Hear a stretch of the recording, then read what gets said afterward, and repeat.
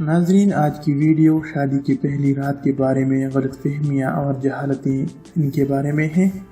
بہت سے جاہلانہ گھرانوں میں سفید چادر بچھائی جاتی ہے اور صبح خون کے نشانات پورے خاندان والوں کو دکھائے جاتے ہیں۔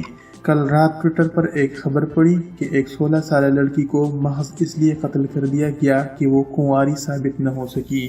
کافی لوگ اس وقت چونک گئے ہوں گے کہ ایسے بھی لوگ دنیا میں پائے جاتے ہیں جو شادی کی پہلی رات ہم بستری کے دوران خون نکلنے کو ہی کنوارا پن مانتے ہیں۔ میرا اٹھنا بیٹھنا ان لوگوں میں رہا ہے، بلکہ اب بھی مجھے ایسے نوجوان ملتے ہیں جو اس قسم کی سوچ رکھتے ہیں کہ شادی کے پہلی رات خون نہ نکلا تو لڑکی چالو ہے۔ یونیورسٹی کالجز میں دنیا کے سب سے زیادہ زنا وغیرہ ہوتے ہیں۔ اس ویڈیو میں آپ کو اس طبقے کی سوچ دکھاتا ہوں کہ شادی کو اور بیوی کو یہ کیا سمجھتے ہیں۔ یہ ایک ایسی قسم ہے جو شادی کی پہلی رات خون نہ نکلنے پر اپنی ہی بیوی کو چالو سمجھنا شروع کر دیتے ہیں۔ حالانکہ یہ وہ نوجوان ہوتے ہیں جن کی ساری عمر غلط کاریوں میں بھی گزری ہے۔ اب شادی ہوئی ہے تو ان کے نزدیک بیوی سیل پیک ہونی چاہیے، اور اس کے لیے انہوں نے جو معیار طے کیے ہیں وہ ہے خون کا نکلنا۔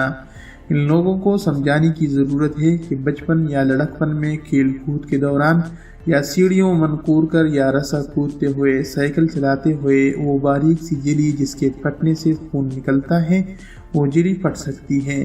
لہٰذا اگر پہلی رات خون نہیں نکلا تو یہ لازم نہیں ہے کہ آپ کی بیوی بد کردار ہے، یا اگر خدا نخواستہ وہ پہلے ہی کسی سے ایسا عمل کروا چکی ہے تو وہ جانے اور اللہ جانے، وہ آپ کو جواب دہ آپ کے نکاح میں آنے کے بعد کی ہے، پہلے کی نہیں۔ پہلے کے بارے میں آپ کو اتنے ہی شبہات تھے تو تفتیش کر کے شادی کرتے، نہ کہ اب اس کا جینا حرام کرو۔ سب سے بڑی بات، کیا تم خود کنوارے ہو؟ دوسری قسم کے لوگ وہ ہیں جو شادی کی پہلی رات بیوی کو زیادہ سے زیادہ تکلیف دینے کو مردانگی سمجھتے ہیں۔ ان کے نزدیک اگر پہلی رات ہم بستری کے دوران بیوی کو تکلیف کی شدت سے رونے پر مجبور نہ کیا تو ان سے بڑا مرد کوئی نہیں۔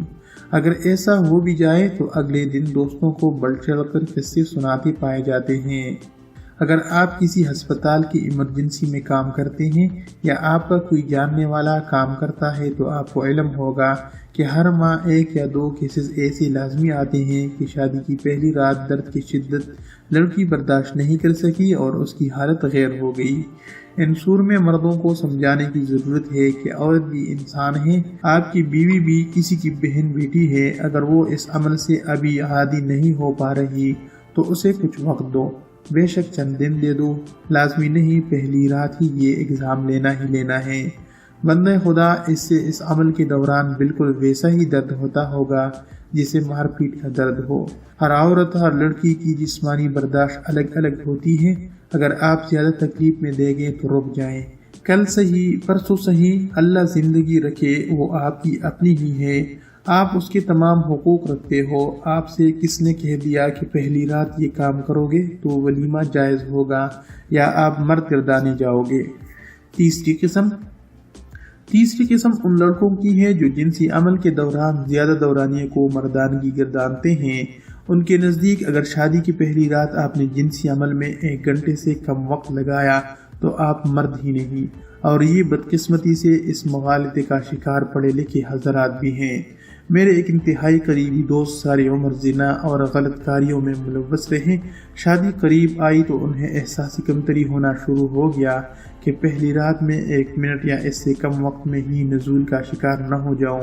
لہٰذا اسی پریشر میں انہوں نے شادی سے 1 ماہ قبل ایک حکیم سے معجون لے کر کھانا شروع کیا، ہزاروں روپے بھی لگائیں، اور شادی کی پہلی رات مسلسل 40 منٹ تک بنت ہوا کو اس کی مرضی کے خلاف رونتے رہے۔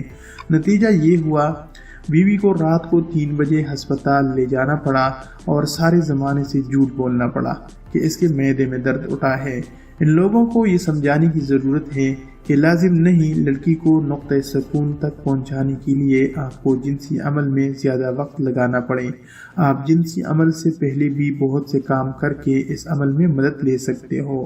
چوتھی قسم ان لوگوں کی ہے جن کے نزدیک شادی کی پہلی رات کم از کم 5 یا 6 بار ایسا عمل کرنا عمر بھر کی بڑاس نکال دینے کی برابر ہے۔ या इससे उन्हें अगली 30 मार्च पर तमगा मर्दानगी मिलेगा। ऐसे लोगों के दोस्त भी फिर उन्हीं की सोच के मालिक होते हैं। वलीमे के सुबह सुबह दूल्हे को देखते ही उनका सबसे पहला सवाल यही होता है, हाँ भाई कितनी बार, और दूल्हा भी कमीनगी वाली मुस्कुराहट के साथ उंगलियों से तादाद बताएगा और बढ़ा चढ़ाकर बताएगा। इसके नज़दीक ये इज्जत का पैमाना है, वो जितनी ज्यादा तादाद बताएगा मुआशरे में उसकी इतनी ही इज्जत गर्दानी जाएगी।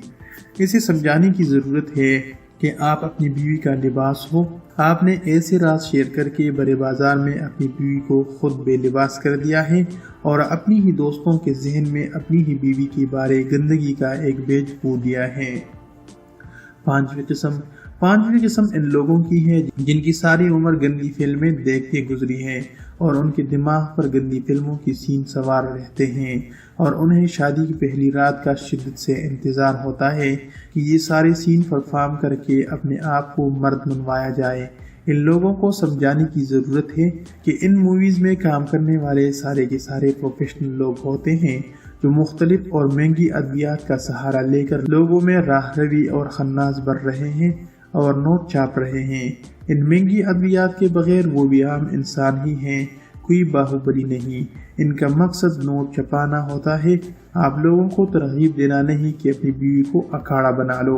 बदकिस्मती से हम इस मुआशरे में रहते हैं जहां माएँ अपनी बेटियों और बाप अपने बेटों से इन मामलात पर बात करते हुए शर्माते हैं। उन्हें ये बातें माँ बाप नहीं समझाते, मसाजिद के इमाम नहीं समझाते, उम्र में बड़े दोस्त या पढ़े लिखे दोस्त नहीं समझाते, तो फिर गलत सोहबत अपना असर दिखाती है और इंसान चलता फिरता जिनसी परिंदा बन जाता है जो बीवी को बच्चे पैदा करने और सेक्स की मशीन की सिवा कुछ समझने को तैयार ही नहीं होता। इस उम्मीद पर ये वीडियो बनाई है कि इन पांचों अक़साम में से कोई एक शख्स भी ये वीडियो देखकर अपनी सोच बदल ले तो किसी की बहन बेटी अखाड़ा बनने से बच जाएगी। ये बात जहन में रखिएगा, कल को आपने भी बेटी का बाप बनना है और बेटियां जब किसी की बीवियां बनती हैं तो वो चाहने और प्यार करने के लिए होती हैं, अखाड़ा बनाने के लिए नहीं। बीवियों को यूं प्यार से रखें जैसे कांच के बर्तन रखे जाते हैं। नाजरीन, वीडियो बनाते हुए अगर कुछ अल्फाज मुंह से ऐसे निकले हों जो आपको नागवार गुजरे हों तो उसके लिए माजरत ख्वाह हूँ।